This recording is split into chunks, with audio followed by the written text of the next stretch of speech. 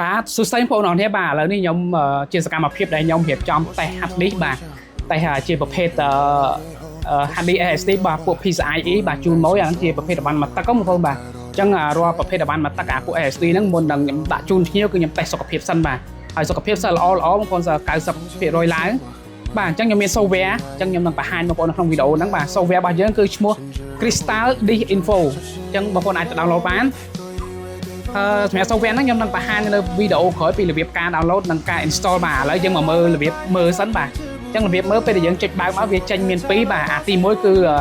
សុខភាពរបស់ hard disk នៅក្នុង laptop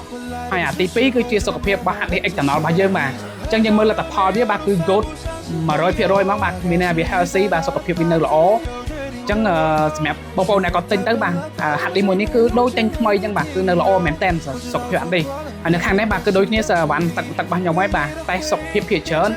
90%ឡើងបាទហើយខ្ញុំមានធានាជូនទៀតអញ្ចឹងសម្រាប់បងប្អូនដែលចាប់អារម្មណ៍ចង់បានអា M2 របស់ខ្ញុំបាទខ្ញុំមាន256មានមួយតេអីបងប្អូនចាប់អារម្មណ៍អាចតាក់ទងមកខ្ញុំបានថ្មីក៏ខ្ញុំមានមកទឹកក៏ខ្ញុំមានបាទហើយតាក់ទង software របស់ Crystal Disk ហ្នឹងខ្ញុំនឹងបង្ហាញនៅវីដេអូក្រោយបន្ថែមទៀតបាទ